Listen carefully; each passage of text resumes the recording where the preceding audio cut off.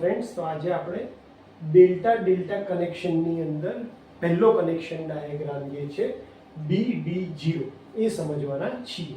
સૌથી પહેલા તો કેપિટલ D એટલે કે HV વાઇન્ડિંગ, સ્મોલ d એટલે LV વાઇન્ડિંગ અને 0 એટલે બંને વચ્ચેનું 0 ડિગ્રીની ફેઝ શિફ્ટ. આપણે એને ઘડિયાળના ફોર્મમાં દેખાડવું હોય તો આ થશે તમારું પ્રાઇમરી વાઇન્ડિંગ અને આ થશે LV માટેનું, કારણ કે બંને વચ્ચે એંગલ 0 છે એટલે આ થઈ જશે LV માટેનો ડાયાગ્રામ. તો ઘડિયાળ ઉપર આને આ રીતે રિપ્રેઝેન્ટ કરાય. આ જે DD0 ફોર્મ છે એને હવે આપણે એનો ફેઝર ડાયાગ્રામ જોઈ લઈએ. સૌથી પહેલા ડેલ્ટા બનાવવાનો છે એટલે રેફરન્સમાં આપણે સ્ટ્રેટ વર્ટિકલ લાઈન રહે એવી રીતે ડેલ્ટા બનાવશું. ડેલ્ટા બનાવવા માટેની કન્ડિશન આપણે કીધી હતી કે ડેલ્ટા હંમેશા ફેઝર એન્ટી ક્લોકવાઇઝ ડાયરેક્શન ફરે. એટલે પહેલો એરો અહીંયા, ત્યાંથી બીજો એરો અહીંયા અને ત્રીજો એરો આવે છે. તો આવી રીતે વેક્ટર એન્ટી ક્લોકવાઇઝ ડાયરેક્શનમાં ફરે. એરો શું દેખાડે છે કે કઈ જગ્યાએ તમે એને આને ઇનપુટ બનાવો છો કે આઉટપુટ. આ પ્રાઇમરી છે એટલે આપણે હંમેશા ઇનપુટની વાત કરવાના છે. પ્રાઇમરી એટલે કે HV છે તો ઇનપુટની વાત કરવાના છે. આપણે આપણા ડાયાગ્રામમાં ફિક્સ કરી દીધું છે કે એક નંબરના ટર્મિનલ ઉપર જ અમે ઇનપુટ આપવાના છીએ. એટલે આ એરો જ્યાં હોય ત્યાં A1 આવશે, અહીંયા આવશે તમારું B1, કારણ કે નંબર આપણે કેવા આપવાના છે ક્લોકવાઇઝ. તો A1 B1 અને નંબર આપીશું C1. હવે આ A1 નો એરો છે એટલે A1 નો એરો જ્યાં પતે છે એ A1 છે તો અહીંયા શું હશે A2. આ B1 નો એરો છે તો અહીંયા શું હશે B2 અને આ C1 નો એરો આવે છે તો અહીંયા શું હશે C2. એનો મતલબ કે મારે ડેલ્ટા ડેલ્ટા કનેક્શનમાં જે પહેલી ડેલ્ટા બનાવવી છે, D બનાવવો છે HV વાઇન્ડિંગ માટે કેપિટલ D, તો એના માટે હું શું કરીશ, અહીંયા વાઇન્ડિંગ ડ્રો કરી દઈશ, એના નંબર આપી દઈશ. નંબર કઈ રીતે આપવાના છે, A2 A1, B2 B1, C2 C1. અને હવે આ કનેક્શનમાં જોઈને હું કરી દઈશ કે ભાઈ A2 કોની સાથે કનેક્ટેડ છે તો કે B1 સાથે. એટલે હું કનેક્ટ શું કરીશ, A2 ને કનેક્ટ કરીશ કોની સાથે તો કે B1 સાથે. પછી B2 કોની સાથે કનેક્ટેડ છે C1 સાથે, તો અહીંયાથી B2 કોની સાથે કનેક્ટેડ છે તો કે C1 સાથે. અને C2 કોની સાથે કનેક્ટેડ છે A1, તો આ જે C2 છે કોની સાથે મારે કનેક્ટ કરવાનો છે A1 સાથે કનેક્ટ કરવાનો. આ કનેક્શન કરી દીધા પછી મને ખબર છે કે ભાઈ એરો મેં કઈ રીતે બનાવ્યો હતો, A1 B1 અને C1 એ મારા શું છે ઇનપુટ ટર્મિનલ. એટલે અહીંયાથી હું શું આપવાનો છું, સપ્લાય આપવાનો છું. અને એ કયા કનેક્શન માટે છે તો કે ડેલ્ટા કનેક્શન માટે છે. સેમ વે મારે સેકન્ડ ડાયાગ્રામ ડ્રો કરવો પડશે ડેલ્ટાનો અને બંને વચ્ચે એંગલ 0. એટલે આનો શેપ પણ એક્ઝેક્ટ કેવો આવશે, આના જેવો જ. એટલે અહીંયા પણ એક ડેલ્ટા બનાવી દઈશ. બંને વચ્ચે એંગલ કેટલો છે 0 ડિગ્રીનો. તો અહીંયા પણ આપણે 1 નંબર જ એઝ અ આઉટપુટ લેવાના છે.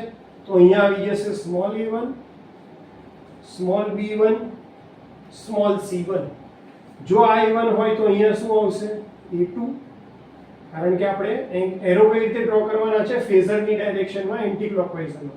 તો અહીંયા a1 a2, આ જે છે એ તમારો c1 તો અહીંયા આવશે c2 અને આ એરો આવશે b1 નો. તો આ જો b1 હોય તો અહીંયા આવશે b2.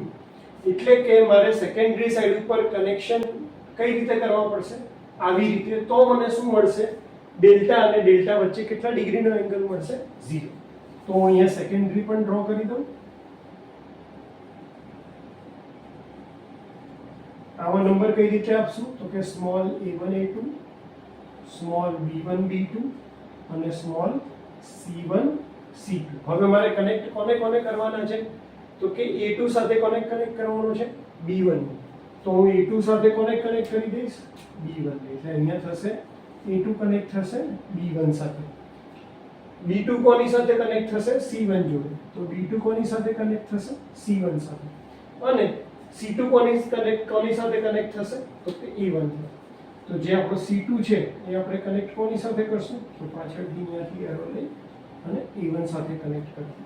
હવે મેં નોટેશન કઈ રીતે આપ્યા હતા કે આપણે આઉટપુટ ક્યાંથી લેવું છે A1 B1 અને C1 માંથી. એટલે અહીંયા આ તમારું શું થઈ જશે આઉટપુટ માટેના ટર્મિનલ થઈ જશે A1 B1 અને C1. આ કેપિટલ A1 B1 અને C1 માંથી તમે 3 ફેઝ સપ્લાય આપશો. A1 B1 અને C1 માંથી તમે સપ્લાય લેશો અને કનેક્શન ડાયાગ્રામ એનો કઈ રીતે કરશો આવી રીતે કરશો. તો ડેલ્ટા ડેલ્ટા કનેક્શનની અંદર શું મેઇન ખાસિયતો છે એટલે કે ડેલ્ટા ડેલ્ટામાં તમારી જે વાઇન્ડિંગ છે એને આખો ફૂલ વોલ્ટેજ મળવાનો છે કારણ કે VL V ફેઝ થાય એટલે આની અંદર નંબર ઓફ ટર્ન્સ પણ વધારે હશે અને તમારી વોલ્ટેજની રિક્વાયરમેન્ટ જે ઇન્સ્યુલેશનની રિક્વાયરમેન્ટ હશે એ પણ કેવી હોવાની છે વધારે હોવાની છે. અહીંયા તમારો જે કરંટ છે એ લાઈન કરંટ કરતા ઓછો હશે. ધારો કે હું લાઈન કરંટની વાત કરું અહીંયાથી IL આવતો હોય તો અહીંયા જે ફેઝમાં એટલે કે વાઇન્ડિંગમાં જે કરંટ જવાનો છે એ ઓછો છે તો તમારી કોપરની રિક્વાયરમેન્ટ કેવી હશે નોર્મલ કરતાં ઓછી રહેશે આ ટાઈપના ટ્રાન્સફોર્મરમાં. તમને જ્યારે પણ આ ટાઈપનો ડાયાગ્રામ પૂછાય ત્યારે સૌથી પહેલાં તમારે DD0 લખી ક્લોકમાં એની પોઝિશન દેખાડવાની છે. પછી એનો ફેઝર ડાયાગ્રામ ડ્રો કરવાનો છે જેમાં આપણે ઇન્ડિકેટ કરીએ છીએ કે બંને વચ્ચે કોઈ પણ ટાઈપની ફેઝ શિફ્ટ નથી એટલે કે 0 ડિગ્રીની ફેઝ શિફ્ટ છે.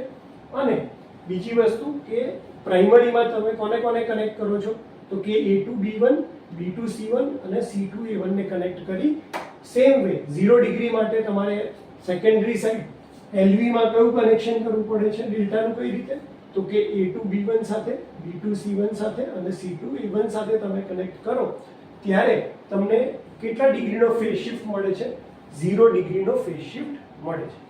તો હોપ કે તમને ડેલ્ટા ડેલ્ટા કનેક્શનની અંદર DD0 કઈ રીતે ડ્રો કરવું એના વિશે ખ્યાલ આવી ગયો હશે. Thank you sir.